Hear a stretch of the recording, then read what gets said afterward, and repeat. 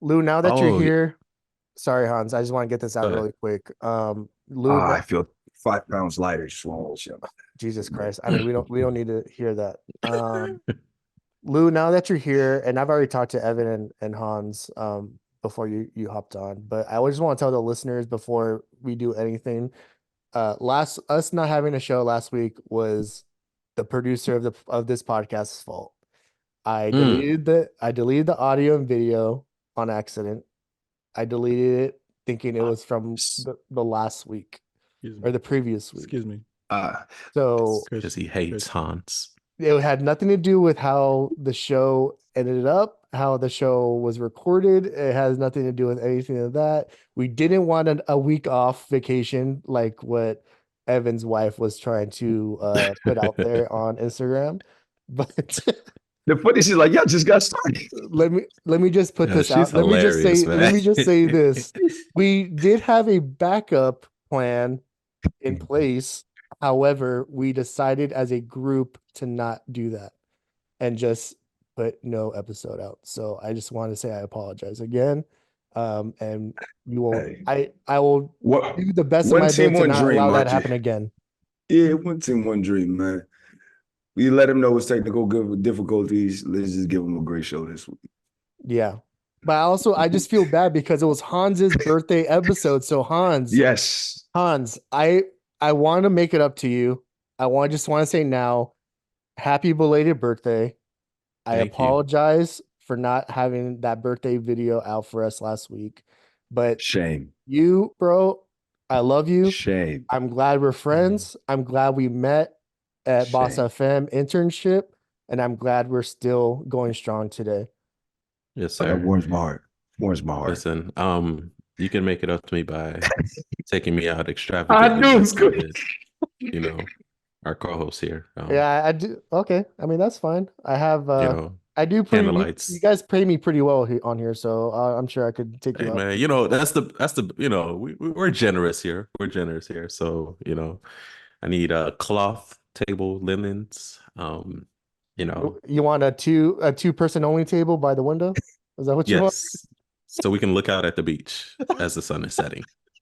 Just just those are my requirements. So See the twinkle in the other's eye, I'll the star. yes. I'll see what I Yes. can do. I'll see what I can do. And don't pick me up in a Camry.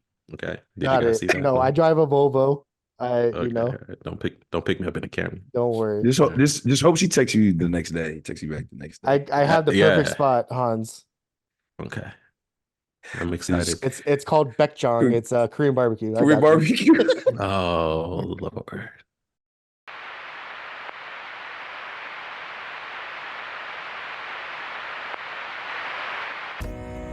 I think the definition of greatness is to inspire the people next to you. It's not something that lives and dies with one person. It's how can you inspire a person to then in turn inspire another person that then inspires another person. And that's how you create something that I think lasts forever. And I think that's our challenge as people, is to figure out how our story can impact others and motivate them in a way to create their own greatness. Welcome to the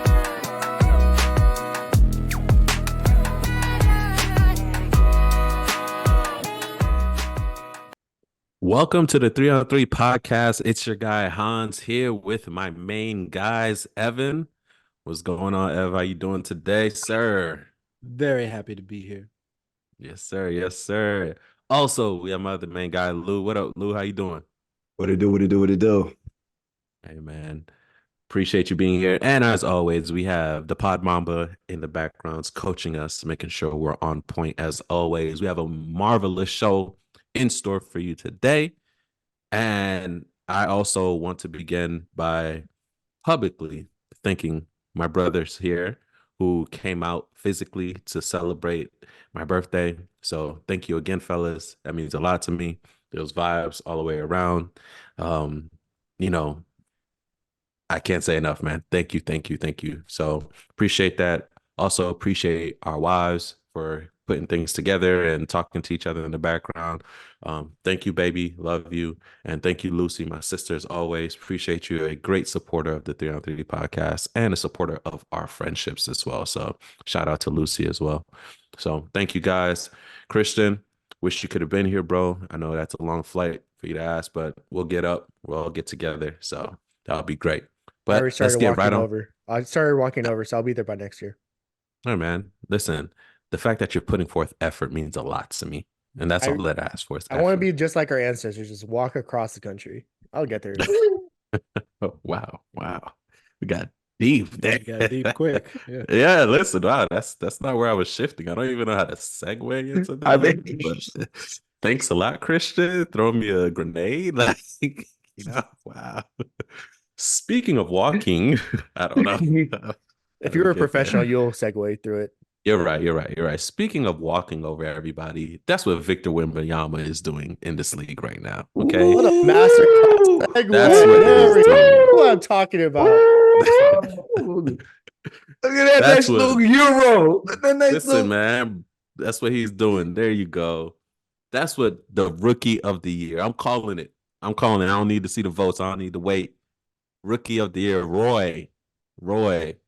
Not to be confused with the great Brandon Roy. Shout out. Anyway, Blazer legend. Former Listen, rookie of the year.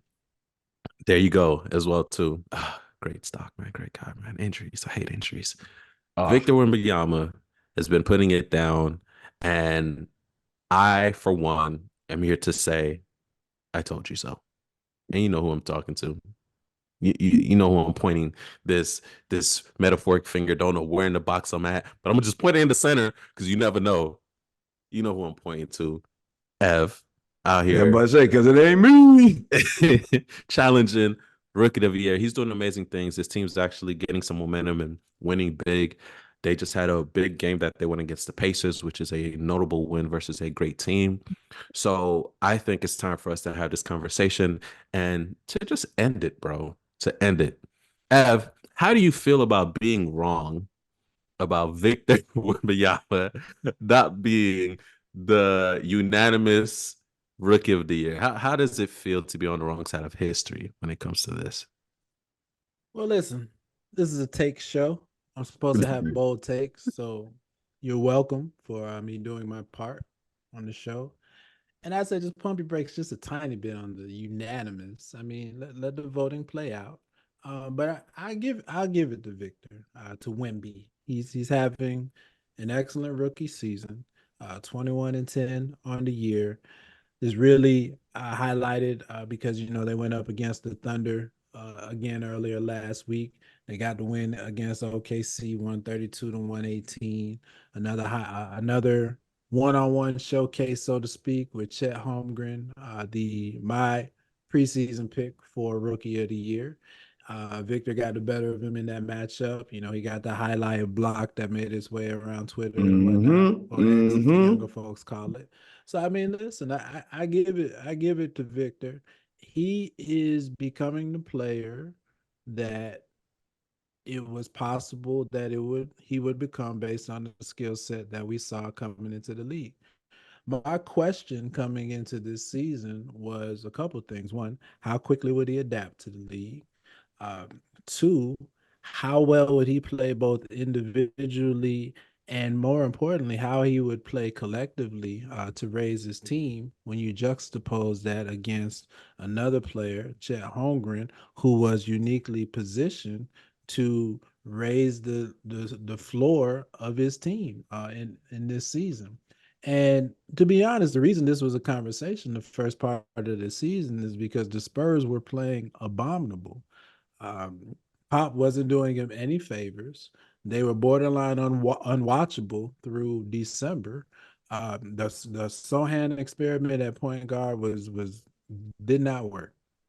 But in the 27 games since they inputted Trey Jones into the starting lineup, Victor's had a competent point guard. They moved Victor to center, and his game has flourished. His points per game have gone up basically every month. But honestly, it's the difference of having a competent point guard in a lineup with him. You look at it; their top 5 man, their top 4 man, and their top 3 man lineups all are with Trey Jones in the lineup.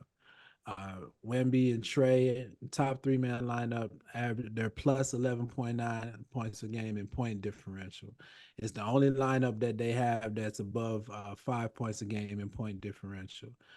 With Trey Jones in the lineup is one of only two combinations with Wemby that actually outscores the opponent.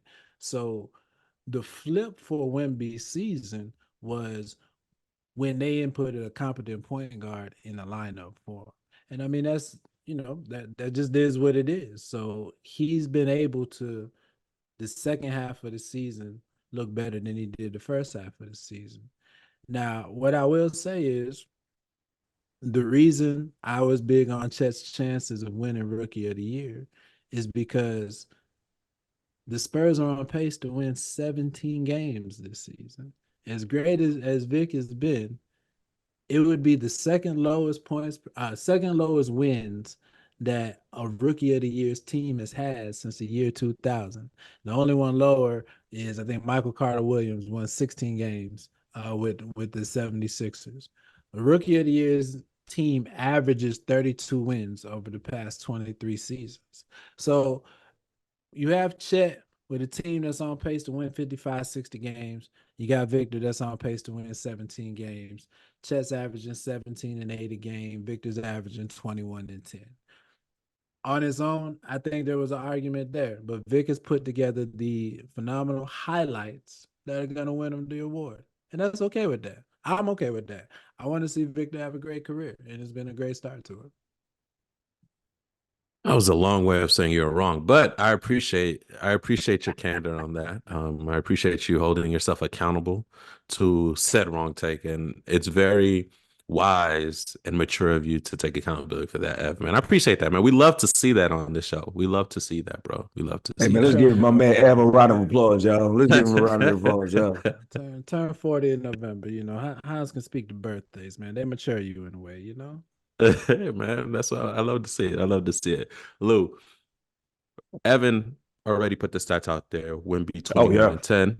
Yeah. Wemby 21 and 10. Chet is 17 and 8. About 17 and 8. Evan Yeah, also 17 and forgot 8. that Wemby is leading the NBA in blocks per game.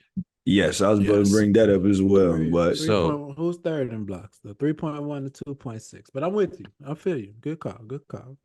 So given his numbers as a true rookie, unlike Chet, where do you see his ceiling, Lou? Does he have a ceiling? Where is Wemby's ceiling if he in fact has one? I mean, it's interesting to see, right? Because every so often we see a player that everybody's like, oh, we've never seen this type of player before. When Ball was coming out, they're like, we've never seen this type of player before, and so on, and other players like him. But I think Wemby's actually showing that, hey, not only, and this is all obviously contingent on him being able to stay healthy, which it looks like he can, because him getting to his first season is great. We've had other great rookies where it's like, something has always happened. Look at Simmons, look at Embiid, and so on and so forth. A lot of guys who've been injured. And so for Victor to be healthy, to stay healthy so far, is already putting him in trending in the right direction. So in terms of his ceiling, I don't know what his ceiling really will be. We'll see in terms of if anything in terms the league changes with how offenses are being run and so on. Because Adam Silver did come out with saying they're going to review how if the game is basically too beneficial to the offense as opposed to the defense. So we'll see if those things. 1000%. We'll see if any of those changes put some limitations on his game. But so far, the sky's the limit, and they build a formidable team around him. Look at him, what he's doing right now. Chet is playing next to a guy who's already in MVP conversation, right? Who's giving you 31, 5, and 6. And that's your leader scoring in for Chet's numbers on top of that to be the second best player on that team, and for that team to be the best team in the West, second best record overall in the league. If Wemby then gets that type of treatment, if their front office can turn around and put together a solid team around Wemby, we're going to be looking at them looking to build another dynasty type of team and era like they had before in the earlier 2000s. So in terms of his ceiling, sky's the limit. And he looks very focused on being able to continue to improve his game. But the big thing he wanted to do this year, he was focused and took it personally like, hey, I want to be Rookie of the Year. And I'm going to do everything necessary to do so. And he's been staying true to that. So if he keeps that same motivation in all aspects of his game, I think he's going to be amazing. Yeah, facts. And I'm glad that you brought up the winning part of it. I I was very happy to see that he has a true baller's kind of mentality. Oftentimes with I hate to sound like the old guy, but with this new generation, we worry about the competitive nature of the game. Just we Yeah. had a whole episode about it, right? In terms of the all-star and things of that nature. And many people out there in other podcasts and shows have even said it as well, too, right? These guys are too buddy-buddy, they're two friends, they're going out to eat, et cetera, et cetera. But what I love, and maybe it's because he didn't grow up in the whole NBA kind of family doing the AAU. He's overseas doing his thing and competing in actual league, playing with adults and things of that nature. But I love that he actually wants to win. He's sick of losing. And earlier on, Ev mentioned this as well too. Like, hey, Pop is not setting him up, to be happy here. Could this be a possibility, right? I know you had that concern, Ev. Is like the way this is panning out. Could this be a situation where in a couple years, Wemby's like, look, I'm out, right? But we're seeing a turn. I'm seeing him being competitive in every game, even games where you already know they're outmatched. He's still putting forth an effort. He wants to do that. Even in the All-Star, even though he lost every competition he was in, he still wanted to win. He still wanted to compete. He takes pride. And that to me is refreshing. As somebody who is touted to be as somebody who may be the face of the league further down, who is going to represent the NBA brand. It's good to see that there's that competitive edge to him, that he values the game in its truest sense and in a competitive form. So I love that. That game where they came back to San Antonio and when he was talking in the mic and saying like, he misses it here. He wants to be here. He wants to win and things of that nature. That's everything you want to hear from your star player. And it doesn't look like it's a PR written statement. Those you get in the locker room that clearly your guy or your team gave to you, like, read this, say this, right? No, this is just him. This is him Yeah. talking. So I Yeah. love that. Like Lou, I'm scared of injury just because guys who are taller are just prone to injury, but he doesn't have the weight on him that those who are 7 foot plus do. So that may help him as far as his knees, ankles, and things of that nature. And then also, even though San Antonio has shown itself to be a competent organization, mistakes do happen, right? So I'm hoping that San Antonio does make the right moves to surround him with the pieces that he needs to be successful and just focus on progressing and not just, going for the home run. But San Antonio doesn't strike me as a home run hitter type of team. I don't know if you would call it a DeMar DeRozan kind of situation was attempt for a home run, because I don't think it was. I think it was attempt to try to plug and play, maybe. That was salvaging Yeah. giving away Kawhi Yeah. Leonard. So yeah, they don't strike me as a kind of like shortcut type of team. They're more of a, hey, let's get it by the mud. Let's do it the right way. I'm just happy to see this, man. I'm happy that Ev was wrong. I'm happy that Wemby is taking it, man, and took it to Chet and let him Yeah. know that it's my house. I I'm mean, the guy here. but let's also be clear. It's there was it's very true that there was an argument for Chet, and obviously if Wemby wasn't the guy, hands down it would be Chet. But I also do love this early rivalry that we have. I Pod think Mamba, that mute, lose mic, mute. I need you to mute, lose mic. I don't know whose what I side he's meant on here. what I meant to say was Let the Jaquez. objective take cook. Thank you. Jaime Jaquez. Jaquez is number 2. That's Let me tell you Brandon something. Miller. He's performing down in Charlotte now since they got rid of everybody. He's I coming do. up in the Or ranks now. Scoot. Scoot, hey, Scoot. even injured, He ain't played in a while. Even injured, he's up there. But check because they're true rookies, right? Oh, okay, got it. This is where we're going. Okay. We've made it to the Scoot Henderson portion of the segment. Okay, that's cool, man. That's cool. I say this, and Lou said something that I really like. I like the competitiveness of Wemby and Chet going at it. And I'm excited for what that looks like for the next 5 to 7 to 8 years. You add that to we've already talked about. I like what Shea Gilly and Edwards got going on, right? Mm-hmm. I like seeing these rivalries from young players that are taking it personal, right? You mentioned the Wemby part, and when you were talking, I was thinking, is there a foreign influence into it? Where him being from France, you think of the Lucas, you think of the Jokic's, you think of the Embiids, and you think of the built-in competitiveness with those players, right? And you think, is there something to that? But when you're able to throw Anthony Edwards into the mix as well, I just like that these young guys are competitive and they're taking it seriously. And it leads to a lot of questions on who's going to be the face of the league going forward when you got these young players that are gunning for it right now. So I'm excited for where the league is going in that regard. Speaking of questions, though, I got some other questions for you guys. Watching basketball this past week or so, um, just some things on my mind, man, and I didn't know quite how I wanted to put it together, so I just wanted to toss it out to you all. Get your thoughts on some randomness that's been going through my head. So I hope y'all don't mind me doing so. Speak your mind, brother. Speak your Let's mind. get Safe it. Let's get space. it. Safe Uh-huh. space.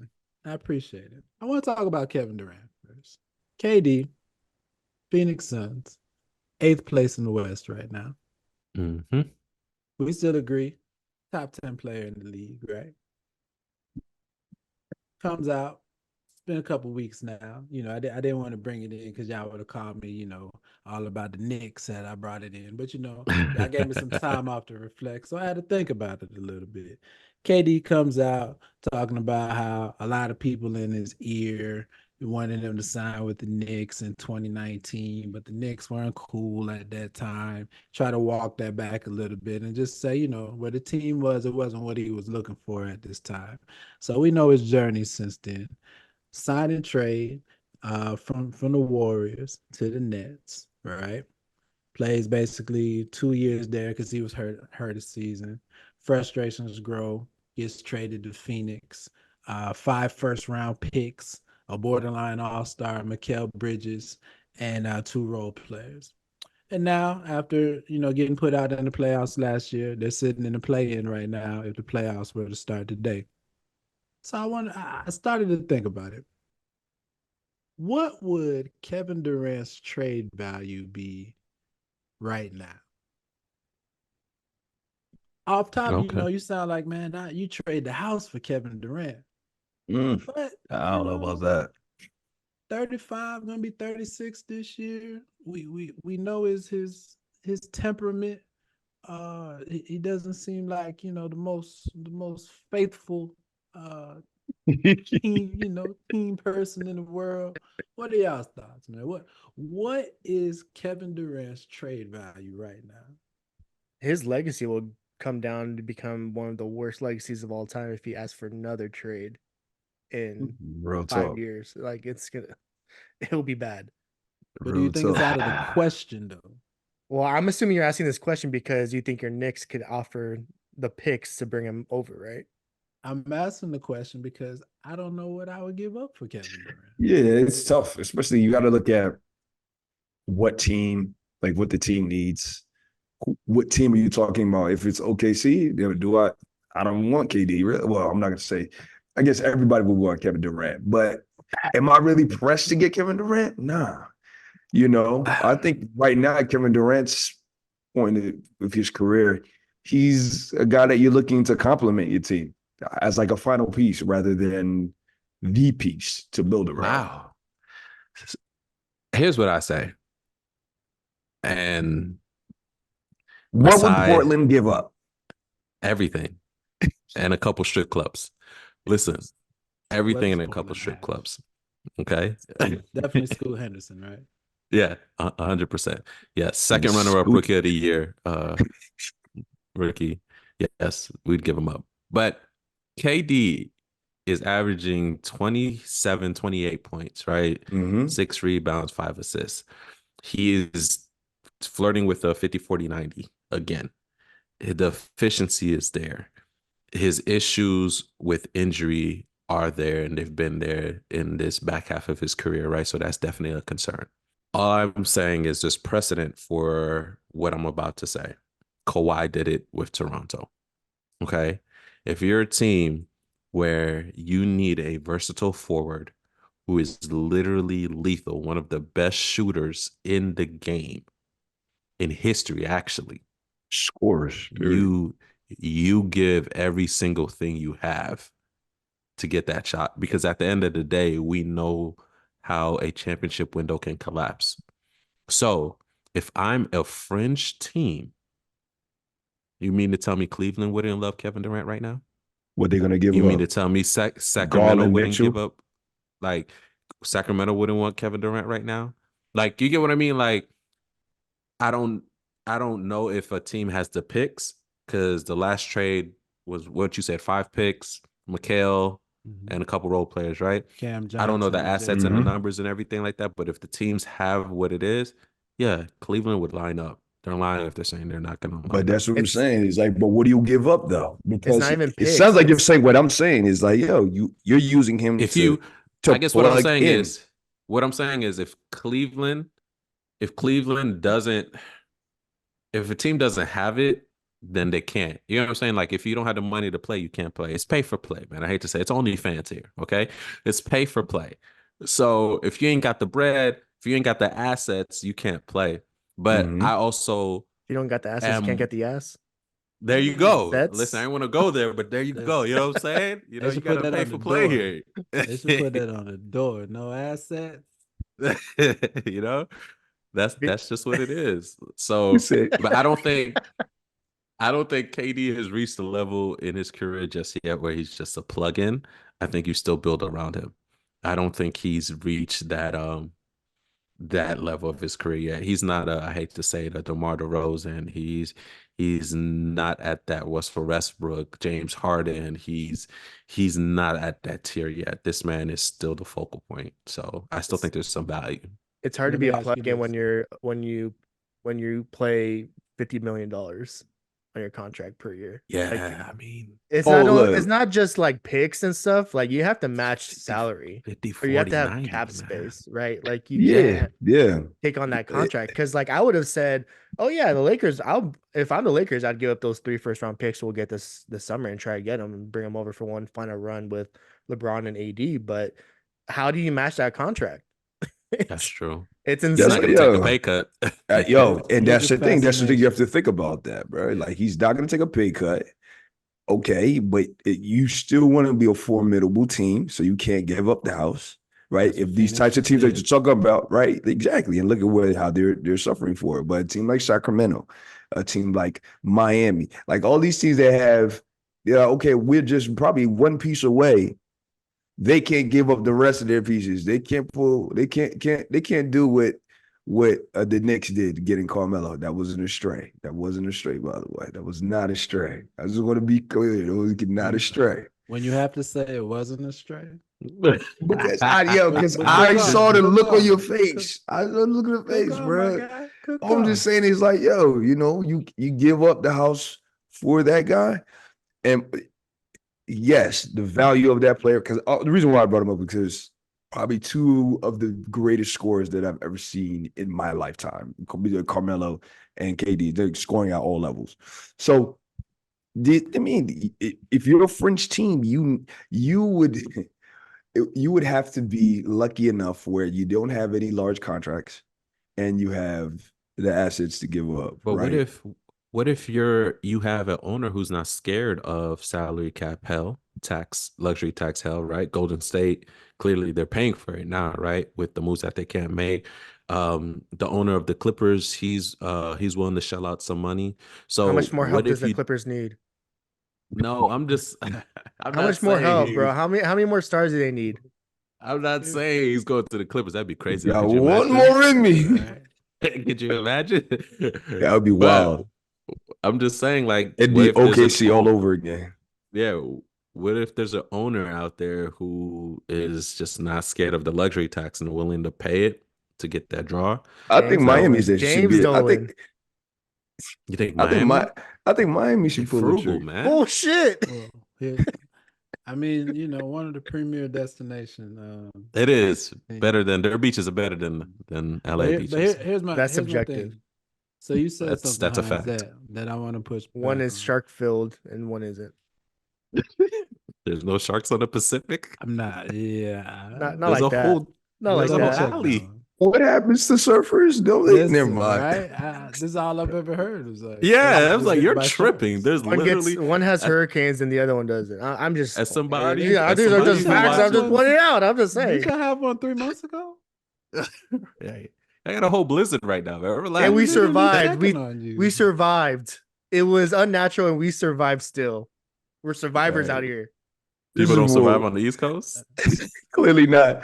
Just hope They're that all California doesn't actually break off. All right. Like y'all That's have what they earthquakes. want. Hold on. Y'all have earthquakes though. Like the ground literally shakes. Yeah, for like 5 seconds, and we go on with our Yeah, day. for like 5 seconds. What? Y'all have everything over there. Literally, really every do. natural Literally. disaster happens over there. Y'all just had a Yeah. tornado last year. Y'all have everything. Y'all Tornado in win. Compton. Tornado in Compton, by the way. In Compton, yeah, y'all win. Y'all have every natural Tornado disaster. Y'all having a blizzard in right now. Compton. You have every natural disaster. We're battle You win, tested. man. How gang wars getting stopped because of a tornado, bro? They're like, bro, I can't even do a drive by today. I gotta be in the house. Bro, y'all hear them sirens, bro? Hey, put the guns down. Put the guns down, all right? Well, if they Oh, knew man, physics, all they right. just shoot right into the tornado and just whip around. There you, Physics. kamikaze. Speaking of speaking of the West Coast, speaking of California, let's keep it there for a minute. Another random thought in my mind during the week. Don't judge me. I'm watching Steph. We're not going to talk about that game versus Boston. Not talk about it yet, at least. But just Steph overall in the season, still 27-5. Still tremendous from three. Still looks like Steph, right? Team is in playing range though. Sitting in, I believe, ninth at the Ninth moment. place, yeah. Yeah, so but no fault of Steph. Steph having an amazing season. Then I look at Kawhi Leonard. Kawhi, 32 will be 33 in June. 24, 6-4 on the year. Back to playing that stellar two-way defense. Back to looking like Kawhi, looking like one of the best players in the league. I can't even talk. Forgive me. If you line them up, I would say both of them probably in the top 7 in that 5 through 7 range of best players in the league. I think we somewhat agree with that. My question is, who would you rather have for the next 5 years when you look at those two? But throw Is some this stuff out to me independent while of their you think. teams? I'll take the one or- who's actually led a team by himself to win a championship. So I'm gonna throw some stats out to you real quick while I'm glad Pop Mamba chimed in, because one of the things that we are well aware of, those of us that speak into the mics, is that the Pop Mamba has a certain affinity for Steph Curry. It may be positive or maybe I don't know what negative. you're talking about. Congratulations to Steph Curry hitting 23,000 points in his 14-year career with all those threes. There you Congratulations, go, bro. man. There It only took go. you 14 years. Well, Wow. speaking of all those Wow. threes, Steph Curry, I pulled some stats that I thought Pop Mamba would find interesting. Steph Curry has taken 61% of his shots from behind the three-point arc this year. He's taken 24% of his shots from within 10 feet. He's only taken 14% of his shots from between 10 and 23 feet. So we're talking about somebody who's basically eschewed the mid range. I'm trying to use big words like Hans this week. Has basically eschewed the mid range, I all like threes that. and layups, I like that. versus Kawhi Leonard, one of the most elite mid range shooters in the league. So in a way, we're talking about the styles here. Which style would you prefer over the next 5 years? The way that Adam Silver has been talking about changing, giving defenses more leeway as opposed to catering to the offense, I'm gonna choose Kawhi because the mid range always when you have to go to it in the playoffs, mid range is the way to go. It just almost every championship team has a great mid range shooter. You need it in those type of environments. When it's half court, you need that. Now the Warriors are an exception. They have one by just shooting threes, but you know, But I they had don't that think mid range. It just wasn't Steph. It was either KD, it was Barnes. right. They had Iguodala. those. Yeah, it just wasn't But Steph. how many times Really. have we seen when Steph is the main guy and he doesn't have the team around him to help him uplift him, he can't do it by himself. He just No, can't. I agree, but I mean, one can argue it's a team sport. Nobody does it by himself. Dirk did. So while Ev was giving me the stats, it caused me to cogitate. See what I did there? Um, Listen, and man, don't ever cogitate in my ear again, okay? None of while that. doing so, I think that means something different, Evan. Pause. Relax, bro. while Relax, my guy. Pause. I don't know doing what that man just said. it means to think, to be deep in thought. What I was gonna say is, while you're talking, I'm about to go look up what cogitate means. Go Cogitate for it. me. So here's my defense of Steph Curry. Shaquille O'Neal. Is it Steph who you're choosing? No. Well, okay, yes, but there's an asterisk. I love Kawhi better than I love Steph. But if you're saying I'm a leader of an organization, Steph got over his injury stuff, while Kawhi's is still prevalent on the back end. Does that make And sense? that's my big Steph thing. has had injury seasons the last 4 seasons, man. Right, but not to the extent that Kawhi Leonard has it in the last seasons. It's close. So say it again.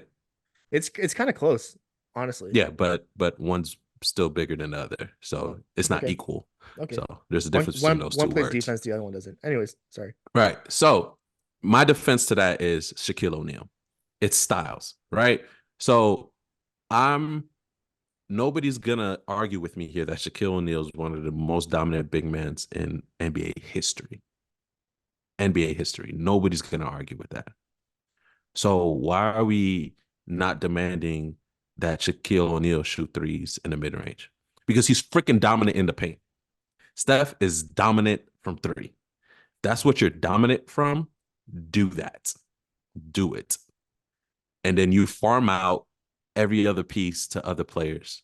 That's just how the game is. It works. So why are we holding Steph to a different standard? That's my argument Because to that. shooting But from 5 feet is different than shooting from 33 feet.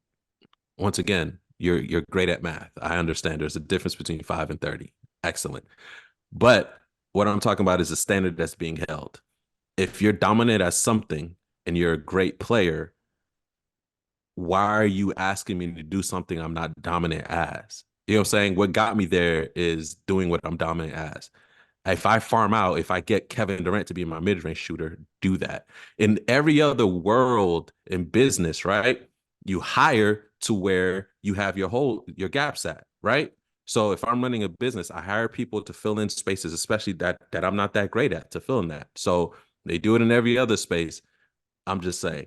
But to answer Ev's question, I'm gonna have to go because Kawhi's injuries are coming on the latter half of his career, even though I believe I love Kawhi Leonard more than I love Steph Curry.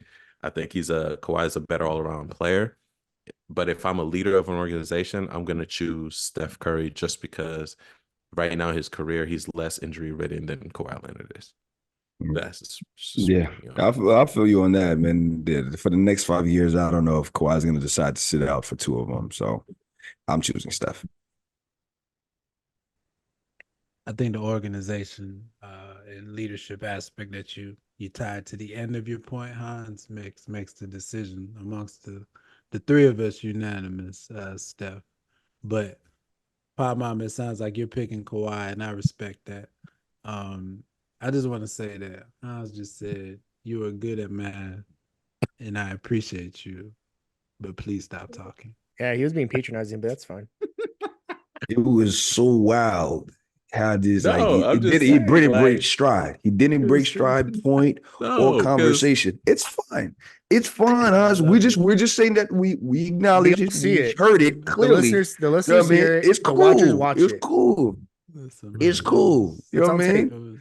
It was a thing. Yeah. It was a thing of beauty. It was a thing of beauty. I was like, and he again, he another. interjects with a tautology. Like, it's just Okay, Hans. Now you showing off. Are you You're done? showing off, man. Are You're you showing like? off. Do you have the list of words that you want to use for the no, week? no. You must have a But list like, of he words. just Like, interjected with the Yeah. tautologies. Listeners watch. He said it So, twice. Like, He means dropped the it's bar cool. twice. nothing. Exactly. Like it's fun. Hans has a small notebook in which I'm sorry. He has a small thesaurus The where third that I carry in my pocket. yes, pocket version. At Anybody various moments running of the game. anybody running a word of the day app, I'm your guy. I'm I just ain't gonna saying, hold you. if you want to sponsor from the 3-on-3 podcast, You're the word of the day pretentious. to you is brought by. Pretentious ass motherfucker, dude. There you go. There you go. Join in. Join in. Join in. Speaking of being patronizing and pretentious, I feel like we've been patronizing towards a certain player in the league this entire season, and I've been the one that has tried to bring the respect that he's owed all season. I'm talking about the one LeBron James. So LeBron. Look at Lou's face when I bring up LeBron James. It says it all. LeBron crosses 40,000 points Saturday, albeit in a loss versus the Denver Nuggets.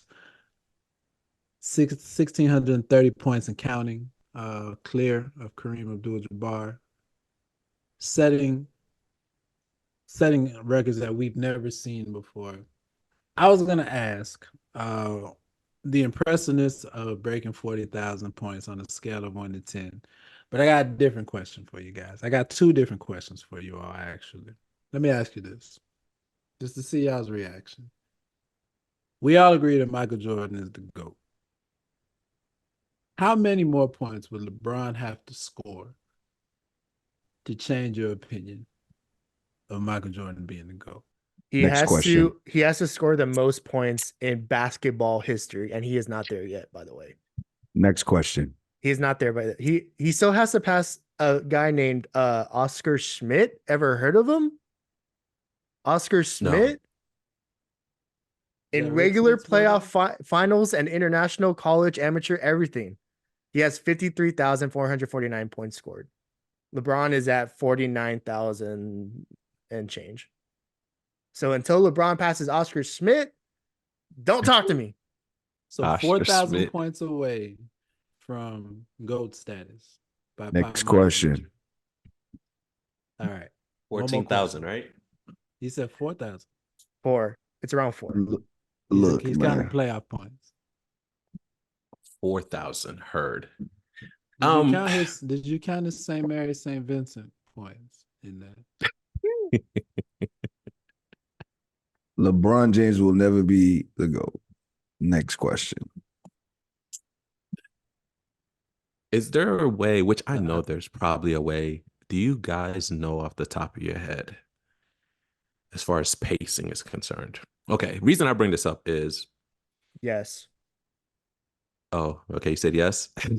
Pacing, the pacing averages now has definitely increased LeBron's and most NBA players. Exactly. Averages. Right. There's a reason why there's 6 players. It's like inflation, bro. Points. Yeah, it's literally like inflation. Well, not only NBA pacing as well too, but I'm talking about Jordan's pacing minus the hiatus. I mean, it's everything. Jordan had one of the slowest pacing eras in NBA history. He was still averaging what he was averaging. He took the hiatus. He didn't have the longevity as LeBron. There's a lot of factors that come into this. Yeah. It's a lot of context, a lot of nuance. Okay. So let me ask you this question then. We all agree Jordan was a better player.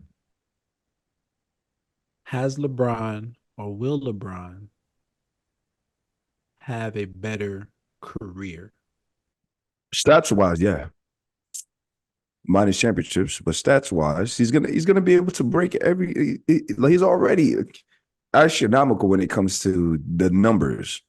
But it's like we're talking about based on the era, right? Based on his longevity and so on and so forth. Like you came from high school and you're playing well. He's probably going to play into his 40s for sure. And then the amount of points just strictly by being on the floor.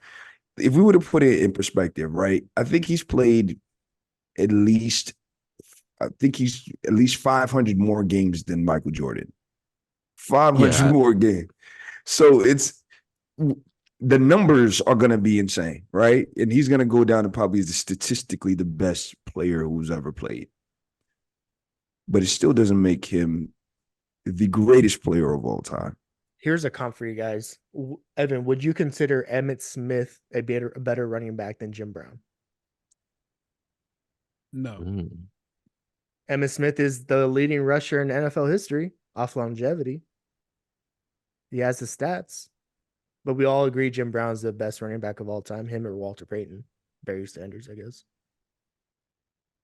Fair. Yeah, I'm a Barry Sanders guy, although his career wasn't long enough. But from what I saw him do, the years he's more of a comp to MJ then. You know, he could have been, but his longevity wasn't there. Fair. So it sounds like what we're saying is 40,000, not impressed. I think what we're saying is Kareem Abdul-Jabbar is actually the greatest player of all time. Anyways. It's the greatest Laker of all time. We have footage that says otherwise. But yeah, we have a long dissertation that says I was forced. it was under duress. All right. It was under duress. Speaking of legendary teams, let's talk about these Boston Celtics. The one that has more banners than the Lakers. I, for one, am curious. I thought Mamba was going to say something. Do the Celtics have an IST championship banner? We're counting it now. I love it. I'm just so confused. We both got the 18. Larry. We both got 18 Larry. We got. I'm sorry. The Harry.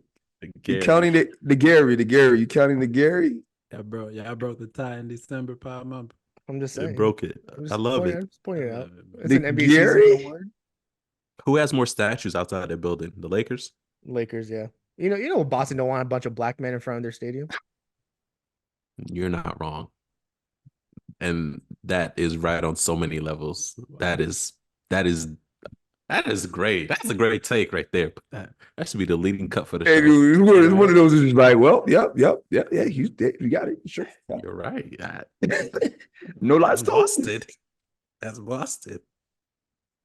He's not wrong. All right. Episode over. Right? Listen, I don't even know what to say after that. Like, that was so on point. Like, do we need to talk about Boston anymore? 3-on-3 podcast. Yeah. Thank you guys for joining us for the show. That was awesome. Don't go to Boston. Not if you're black. All right, yeah. Real quick, let's talk about these Celtics. Best record in the NBA. They've now won 11 straight, if I'm not mistaken. Yep. For 12. They clinched, right? They clinched too, right? Oh, They're over net. I believe they've clinched. Yeah. I'm still laughing at the black guys in Boston. Sorry, it's just so on point. Are we a believer in the dominance of Boston? Is it time for us to start saying Boston is for real? I remember seeing Shaq answer the same question, and he was like, it's great to see what they're doing. And I think we should acknowledge the fact that they are a formidable team, and they've been playing great. But I need to see what happens come playoff time. We've seen you guys be great in the regular season before. What are you going to do for me in the playoffs? Right? Because the Okay. game is about winning championships, right? All right. It's not you don't get an award for having the best record during the season. Can you do in the playoffs? Can you go get that chip? Can you get that chip? So I'm a believer in the fact that this is a great team. Now, and I'm also a believer in the fact that Jalen Brown has no left.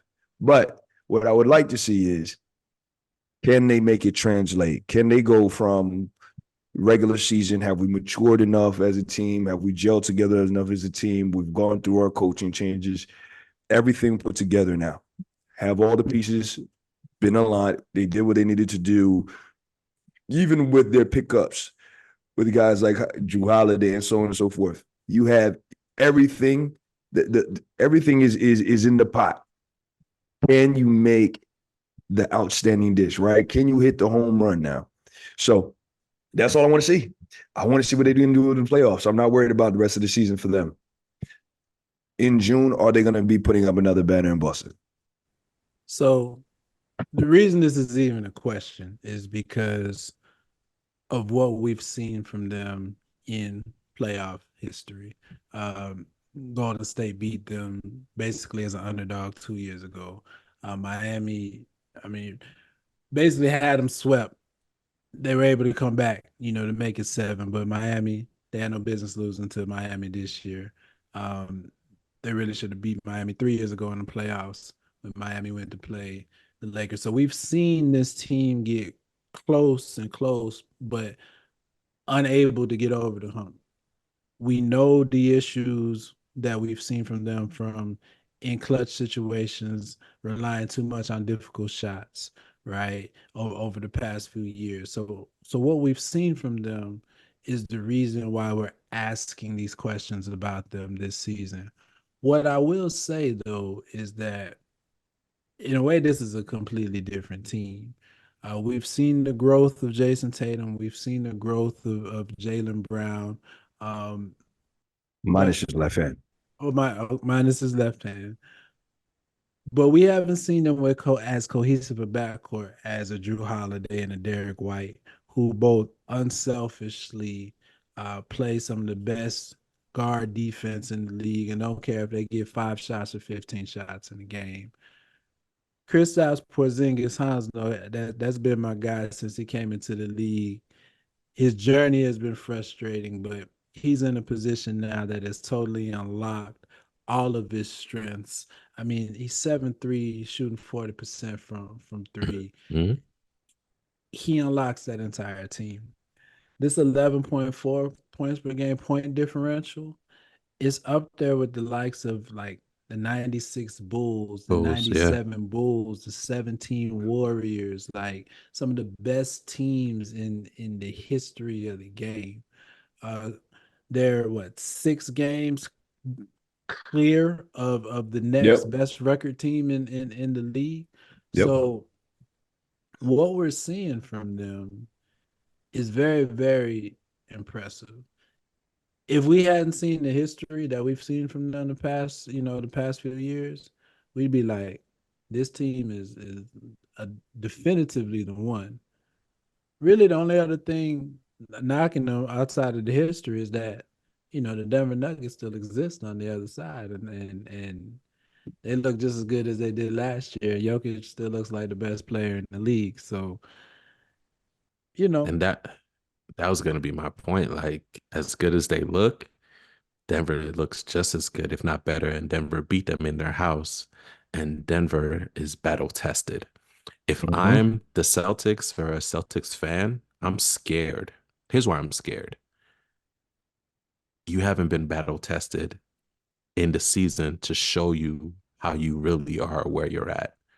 So there's growth in those rough patches as a team, because it shows you where your deficiencies are at. It shows you where your proclivities, good or bad, are at. So you can now work on that and get ready, because you're going to encounter adversity during the playoffs. So if you've encountered it already during the season, you already know what to do, what needs to happen. They haven't encountered that.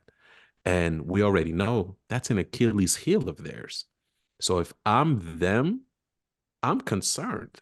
I want to have these rough games. I want to have these slug it out games so we can see what we're made of, so we can see who really is the man. So, what is our last shot set? Is Porzingis in the corner? Is he on the block? Where's Jaylen Brown? You get what I'm saying? Like they need to see that. They need to figure out and see who's okay with doing that and being in those places.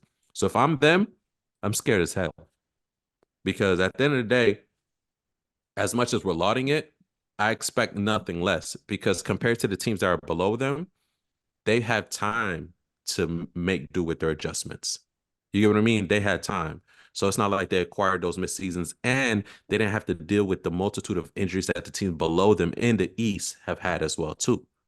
So with that being the case, I expect nothing less for them to have than to have the best record. But if I'm them, I'm scared because you're not tested. And at the end of the day, that's your Achilles heel. The champs, they're tested. They had the little rough patch and they got through it. Everybody else has been tested. Look at what the Knicks are going through. Look at what the Cavaliers are going through. Look at what the Bucks are going through. You get what I'm saying? Look what Philly's going through. If these aren't Look, tests, I don't know my, what is. I bet you Miami's not. They're not scared of Boston at all. And here's the thing. Teams are scared of teams who've been tested and proven. When it's a difference when Denver rolls in versus when the Celtics roll in. There's a reason why the Golden State Warriors played Jaylen Brown like that. There's a reason. Like, you get what I mean? Like, these are kids. These are like, you're trying to big bro them. You get what I mean? And I get it. And I get it. So that's the concern that I do have with them, that they haven't gone through the adversities that time has shown us to be necessary to learn the lessons that you need to so you can make those adjustments in the playoffs. What I hope for them is that the coaching will show out and help them, get that learning curve. But he's a young coach himself. So we'll see. Yeah, but at first he had inherited the team. I think now, he's been able to really implement what he thinks is best and been able to be successful at it. And so I'm giving him a little bit more credit this year as opposed to previous. So now that you've had the keys to the driver's seat, and now like I said, this team has been built, or like we've all said, like this team has been constructed in a way that, seriously, man, it's tough to see where they're missing, where any of their deficiencies are. So we'll see. We'll see, but that's a big major point that you're talking about, Hans, in terms of, have you been battle tested? Their deficiencies are when their 3-point shots not hitting. That's what needs to happen. They need to have some games where their threes aren't hitting. So now they need to figure out, oh crap, what do we go to? The blessing that they have is Ev's guy, Kristaps.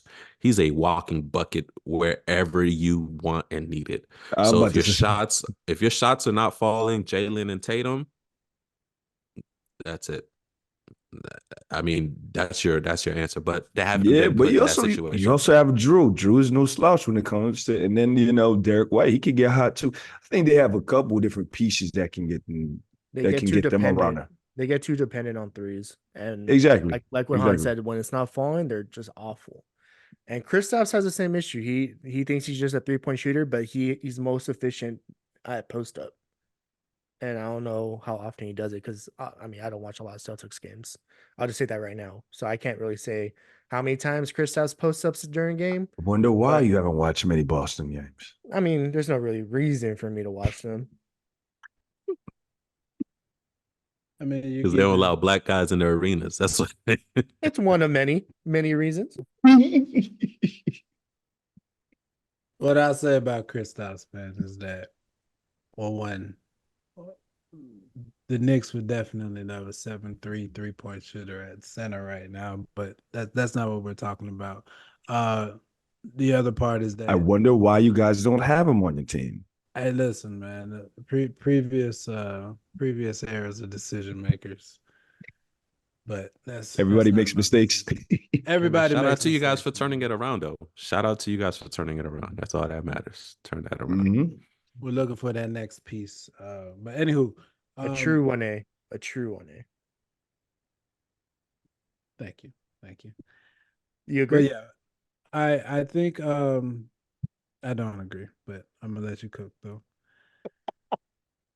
Kristaps, he was supposed to be a 2 in Dallas. It didn't work. He was a 2 in Washington. They didn't make the playoffs. He's in a role that's perfect for him right now. Do what he does best without the expectation of carrying the team. Yeah. And he is excellently equipped for that, and we're seeing that. The growth of Jason Tatum and Jaylen Brown is going to define this Boston season, though, because everything y'all are saying, when the threes aren't falling, when the defense tightens up in the playoffs and whatnot, they have the supporting cast around them to be better and more consistent than they've been in the past. But ultimately, it's still going to come down to that. That's this book, right? That's how the chapter is going to end on this book. What did Tatum and what did Brown do to carry this team over the hump at his most difficult situations? Yeah, man. When you get that Lakers in-season tournament defense on you, what you gonna do? What you gonna do? Relax. And at that point, guys, Relax. thank you so much for joining us. We appreciate it. As always, if you Big want more additional Gary. content, you can head over to our YouTube page to check out our OOT segment. Thank you for joining us. We appreciate it. See you guys next time. What's up, guys? Thank you for listening to the 3on3 podcast. Please be sure to give the episode a thumbs up if you loved it. Hit that subscribe button, and last but not least, hit that bell so that way you're notified every time we drop a new episode. Hit us up on our social media, guys. You can find us at the 3on3 podcast on IG and Twitter. If you want to give us any ideas or suggestions, shoot us an email at the 3on3podcast@gmail.com. We appreciate you. Thank you for tuning in. See you guys next time.